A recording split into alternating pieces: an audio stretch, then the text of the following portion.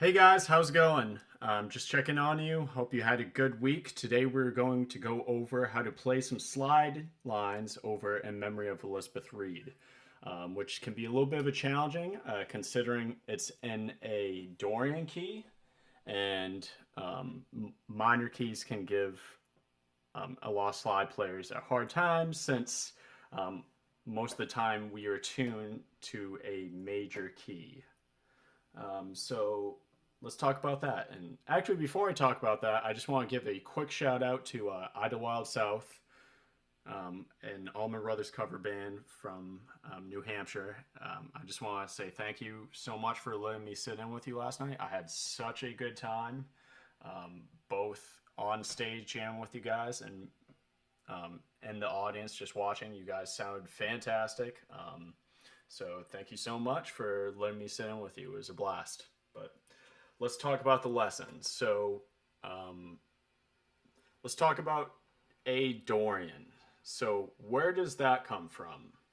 So A Dorian comes from G major, and all the modes are is like if you take a scale, like what's called a parent scale, such as the major scale, and you just start on a different note of the scale as the root note. So in this case, we're using the G major scale, so the notes would be G, A, B, C, D, E, F sharp, but we're starting on the note A as our root note.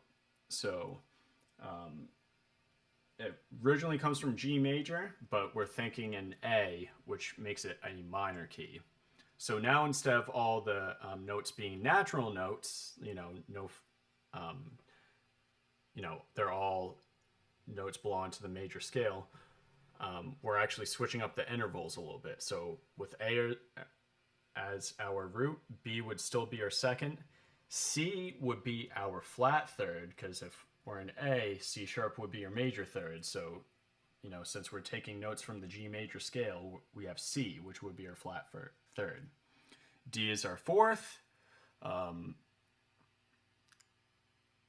and E is our fifth, F sharp is our sixth, and G is our flat seven, because G sharp would be the natural seven of A. So basically, we're just taking the A major scale, and the easier way to think about it is we're just taking the A major scale, or I think one of the easier ways to think about it is we're just taking the A major scale and we're just flatting the third and the seventh. And that's how you get a Dorian scale. A Dorian scale is just a major scale with the third and seventh flatted. And how we know that is if we take the chords to Memory of Elizabeth Reed, we first have C major 7, which is E, G, B. And then the second chord would be A minor, or A minor 7. And that would be C, E, A, and G. And I'm just spelling it from, let me start that over. So we have C major, which would be C, E, G, B. Then we have A minor 7, which would be A, C, E, G. And then B minor 7, which would be B, D, F sharp, A. And if we take all the notes of those chords and we eliminate all the doubles, we get the same notes to the G major scale, which turns into A Dorian. So let me show you the chord shapes I'm using, and it's pretty similar to what they use on the record, I believe. So the first shape I'm playing outlined C major 7, and I'm playing at the 8th fret on the 3rd and 2nd string using my middle and ring fingers. And then my index finger, I'm playing the 7th fret on the 1st string. So that's the notes E, G, and B, or 3, 5, 7. Then the second chord I'm playing is a inversion of A minor. So I have on the 4th string, 3rd fret, on the 2nd and 1st string, 5th fret, and I'm playing that with my index, middle, and ring. And then for the B minor, I'm just taking that same shape and I'm just bumping it up 2 frets. So we have D, F sharp, B.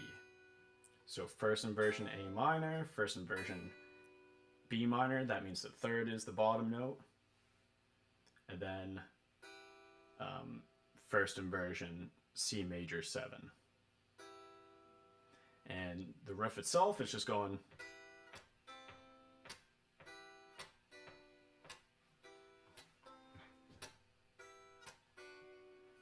Okay, so let's talk about soloing. So at its most basic level, you can just use A minor pentatonic, I mean. So that would sound like this.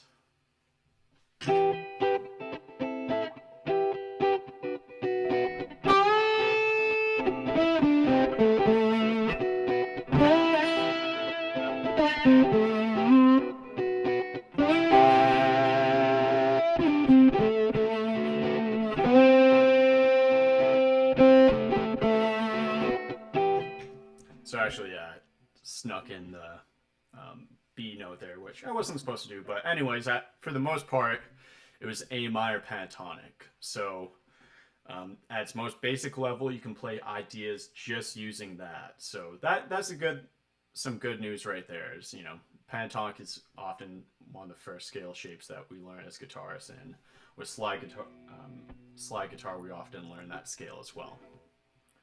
So next, what we can talk about is just spicing that scale up with the different degrees. So if we take the A minor pentatonic, that includes the scale degrees root, flat third, fourth, fifth, flat seventh. So the only scale degrees missing in this case are our second and our sixth.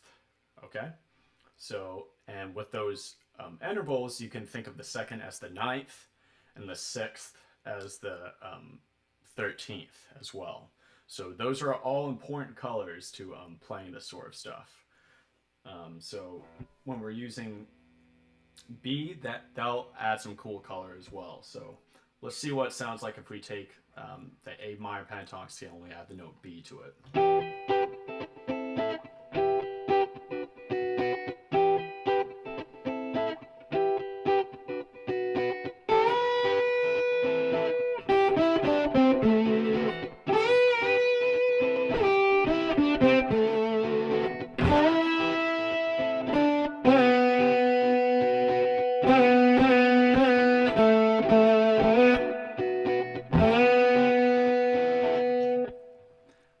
So a little bit more colorful. You notice how in the beginning I did B and G, and I skipped the A note in between. So that's something you want to explore, especially, well, just kind of in general. It's kind of the more jazz way of thinking, but just think of these intervals. So these interval leaps. So B to G, which is an interval a third, but then if you really milk those in between notes, it sounds really cool. And then just kind of almost laying on the B, almost as if it's a root note. Like it's not the root note, but if you just lay on it, you know, instead of using it as more of a passing tone, it adds a really cool color, and you're essentially highlighting like an A minor 9 sound. We're switching over the chords pretty quick, but it's just since the chords are switching so quick, it's just easier to think of it as a blanket of A Dorian is what we're playing. All right, so now the F sharp note. So that would be our 6 or a 13. So what would that sound like if we started incorporating that?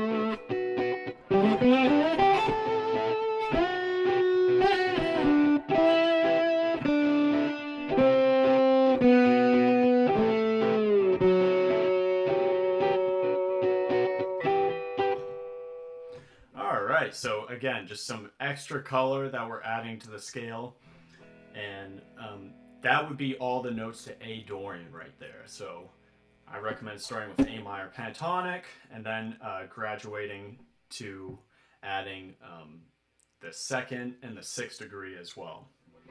And beyond that, you can add some more outside stuff, such as maybe the flat 5 or sharp 4, which is just your standard blue note. But I would recommend just starting with those ideas right there. And then just trying to add more dissonance and outside ideas as you go. But you always want to start with more inside ideas before you start experimenting with outside ideas, or else it's just going to sound too far out, and you're not going to really have anything that sounds like it's grounded. And that's really what playing inside is you just have ideas that are grounded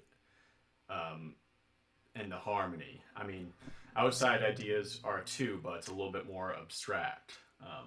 So anyways, I hope you enjoyed the lesson today. If you enjoy this content, please give me a subscribe and a like, comment, share on this video, tell your friends about it, your guitar friends. You get the idea. But yeah, anyways, thank you again, Idlewild, so much for letting me sit in. It was a blast. I would love to do it again soon, but you guys rock. Thank you so much. But to the rest of you, thanks for watching my video today, and I'll see you soon.